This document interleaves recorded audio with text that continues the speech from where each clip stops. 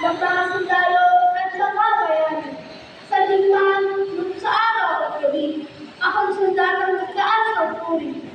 Sapagkat akong wikang lakas mo tuwa. Ako'y nakakabili mo at diwa sa pamagitan ng aking salita. Ligtas ko sa iyong gusto masasama.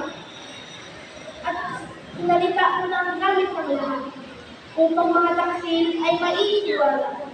Sa Luzon, Visayas, sa lahat ng syudad, pati sa Mindanao ako ay nagpunta.